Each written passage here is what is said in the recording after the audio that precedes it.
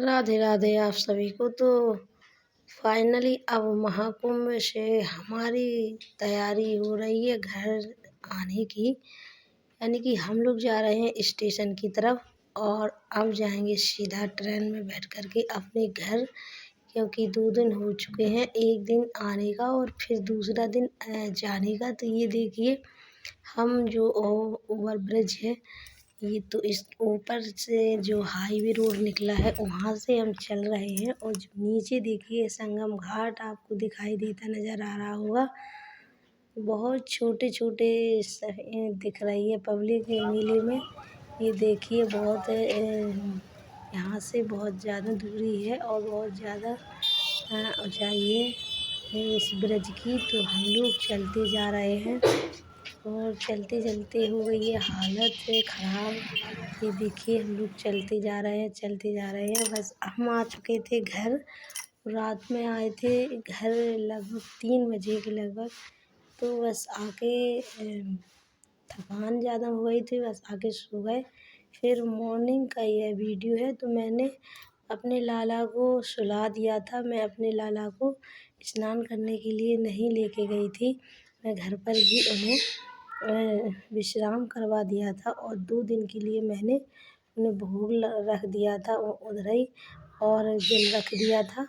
तो मैं लाला से बोल के गई थी कि लाला, मैं आपको लेके नहीं चल पाऊँगी, बल्कि आप मेरे साथ चलना और मुझे लेके चलना, मेरे साथ साथ चलना और मेरे आगे आगे चलना। मैं आपके पीछे पीछे चलूँगी और आप मेरे साथ चलिए। इतनी भीड़ है कि मैं आपको गोदी नहीं ले पाऊँगी और आप यही विश्राम कर लो और सूक्ष्म रूप में मेरे साथ अवश्य चलना।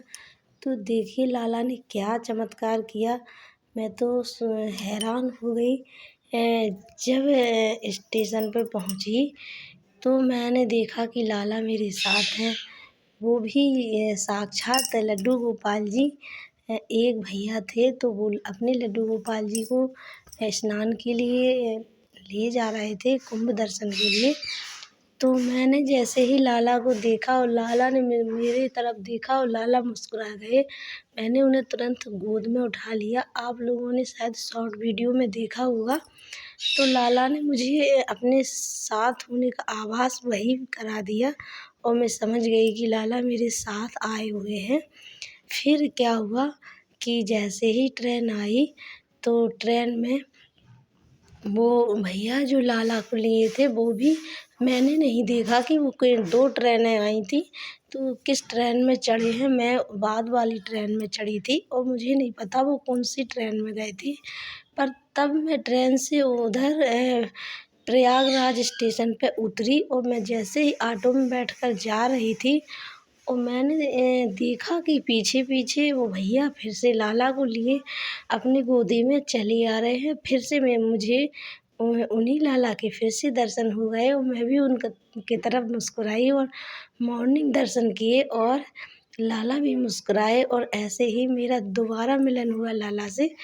और जब मैं तीसरी बार स्नान करके लौट रही थी तो मुझे वहाँ भी लाला के दर्शन हुए। तो मुझे पता चल गया कि मेरे लाला मेरे साथ हैं। और मैं वहाँ से लाई थी त्रिवेणी संगम मैया का जल। तो मैंने कहा लाला से, सुबह मैं आई तो मैंने अपने लाला को बड़े ही प्रेम से जगाया और जगा करके उन्हें स्नान करा देते हैं। त्रिवेणी संगम का जल लेके आई थी। वैसे तो लाला मेरे साथ ही गए थे, पर सूक्ष्म रूप में गए थे, उन्होंने मुझे होने का आभास भी कराया है।